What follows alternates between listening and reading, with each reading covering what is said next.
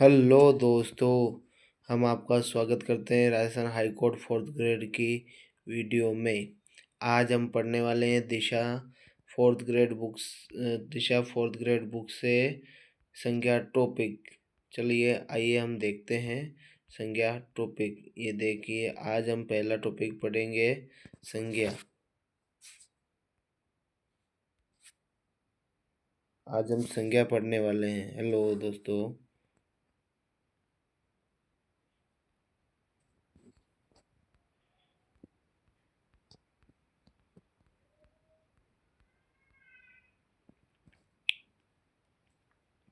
परिभाषा। संज्ञा को नाम भी कहा जाता है। किसी प्राणी, वस्तु, स्थान, भाव आदि का नाम ही उसकी संज्ञा कही जाती है। दूसरे शब्दों में किसी का नाम ही उसकी संज्ञा है तथा इस नाम से ही उसे पहचाना जाता है। संज्ञा न हो तो पहचान अधूरी है और भाषा का प्रयोग भी बिना संज्ञा के संभव नहीं है। जैसा कि दोस्तों अपन देखते हैं कि जिस भी इस दुनिया में जिस भी वस्तु का नाम है उस संज्ञा कहलाती है। संज्ञा के प्रकार मुख्यतः 3 प्रकार है, लेकिन उसे 5 भागों में बांटा गया है। संज्ञा के प्रकार विस्तृत रूप से संज्ञा के 5 भेद माने जाते हैं। क्या व्यक्तिवाचक संज्ञा, दूसरा जातिवाचक संज्ञा, तीसरा भाववाचक संज्ञा और चौथा द्रव्यवाचक संज्ञा, पांचवा समूहवाचक संज्ञा। मुख्य रूप से संज्ञा 3 प्रकार की होती है। पहला व्यक्तिवाचक, जो शब्द किसी विशेष व्यक्ति, विशेष वस्तु, विशेष स्थान या विशेष प्राणी के नाम को का बोध कराते हैं, उन्हें व्यक्तिवाचक संज्ञा कहते हैं। जैसे व्यक्तियों के नाम गौतम बुद्ध, सीता आदि, प्राणियों के नाम ऐरावत हाथी, स्थानों के नाम दिल्ली, भारत, अमेरिका, वस्तुओं के नाम कावेरी, रामायण, कुरान, नीलगिरी आदि। जातिवाचक संज्ञा, जो शब्द किसी प्राणी, पदार्थ या समुदाय की पूरी जाति का बोध कराते हैं, उन्हें जातिवाचक संज्ञा कहते हैं। जैसे मनुष्य, नर, नारी, फल, ग्रंथ, पुस्तक, नदी, देश, झरना आदि। नोट: कपितय विद्वान अंग्रेजी व्याकरण की नकल करते हुए हिंदी में भी 2 अन्य भेद मानते हैं, समूहवाचक संज्ञा तथा दूसरा द्रव्यवाचक संज्ञा के 2 भेद बताते हैं, किंतु हिंदी में उक्त दोनों भेद जातिवाचक संज्ञा के अंतर्गत आ जाते हैं। अंग्रेजी प्रभाव के कारण हिंदी में भी जातिवाचक संज्ञा के 2 भेद दिखाई देते हैं। पहला द्रव्यवाचक संज्ञा। कुछ संज्ञा शब्द ऐसे द्रव्य या पदार्थों का बोध कराते हैं जिनसे अनेक वस्तुएं बनती है। द्रव्य या पदार्थ का बोध कराने वाली संज्ञा को द्रव्यवाचक संज्ञा कहते हैं। जैसे स्टील और लोहा। पीतल बर्तनों के लिए, लकड़ी फर्नीचर के लिए,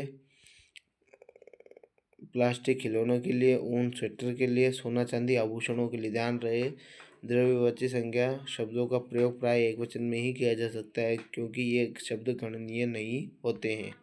समूहवाचक संज्ञा, जो संज्ञा शब्द किसी समुदाय या समूह का बोध कराते हैं, समुदायवाचक संज्ञा कहलाते हैं। जहाँ भी समूह होगा वहाँ एक से अधिक सदस्यों की संभावना होगी। जैसे दरबार, सभा, कक्षा, परिवार, झुंड, भीड़, टीम, दल सभी समूहवाचक शब्द हैं। ध्यान रहे, इन शब्दों का प्रयोग भी एकवचन में ही होता है, क्योंकि ये एक ही जाति के सदस्यों के समूह को एक इकाई के रूप में व्यक्त करते हैं। वाचक संज्ञा, जिस संज्ञा शब्द से प्राणियों या वस्तुओं के गुण, धर्म, दशा, भाव, कार्य आदि का बोध हो उसे भाववाचक संज्ञा कहते हैं। प्राय गुण, दोष, अवस्था, व्यापार, अमूर्त भाव तथा क्रिया के मूल रूप भाववाचक संज्ञा के अंतर्गत आते हैं। यथा गुण, दोष, चौड़ाई, लंबाई, सुंदरता, कुरूपता, चतुरता, दशा, बुढ़ापा, यौवन, प्यास, भाव, आशा, स्वार्थ, शत्रुता, क्रोध, शांति, कार्य, सहायता, विश्वास, प्रशंसा, सलाह। विशेष भाववाचक संज्ञाओं का कोई आकार, बनावट, रंग रूप नहीं होता। इन्हें देख नहीं सकते, केवल अनुभव कर सकते हैं। जैसे बच्चों को देख सकते हैं लेकिन बचपन को नहीं, अतः बचपन भाववाचक संज्ञा हुई। भाववाचक संज्ञाएं 5 प्रकार के शब्दों, जातिवाचक संज्ञा सर्वनाम, विशेषण, क्रिया अथवा अवयव के साथ प्रत्यय के मेल से बनती है। जातिवाचक संज्ञा से भाववाचक संज्ञा। पुरुष से भाववाचक बनाएंगे तो पुरुषत्व, नारी से नारीत्व, गुरु से गुरुत्व। सर्वनाम से बनाएंगे भाववाचक संज्ञा में तो अपना, अपनत्व, मम, ममत्व, निज, निजत्व।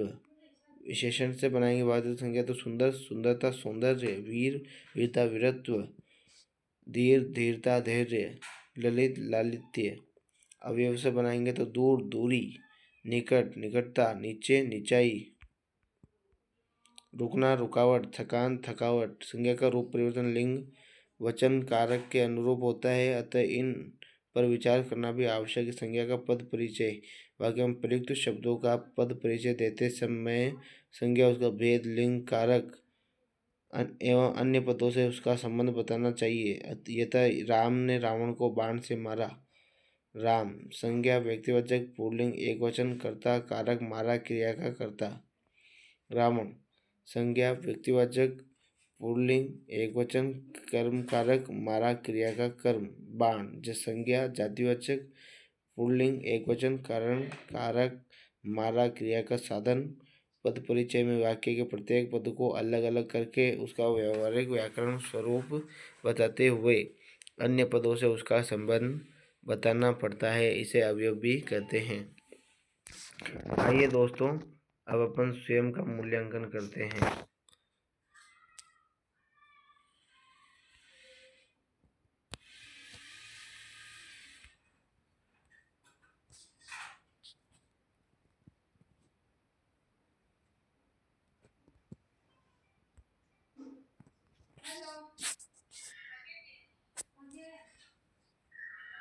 पहला, जातिवाचक संज्ञा नहीं है। जातिवाचक संज्ञा नहीं है। शैशव, लोहा, लकड़ी, पुस्तक। तो इसमें से कौन सा नहीं है? शैशव। क्यों? शिशु की क्या है? शैशव। क्योंकि शिशु की भाववाचक संज्ञा शैशव, शिशुता, शिशुत्व होती है। शैशव अर्थात शिशु का भाव, अतः भाववाचक संज्ञा है।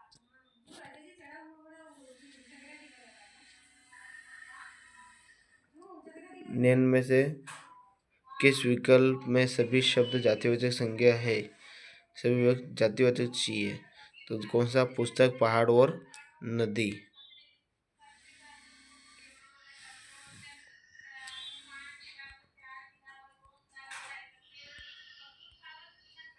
पुस्तक, पहाड़ और नदी। निम्न में से किस विकल्प में सभी शब्द भाववाचक संज्ञा नहीं है?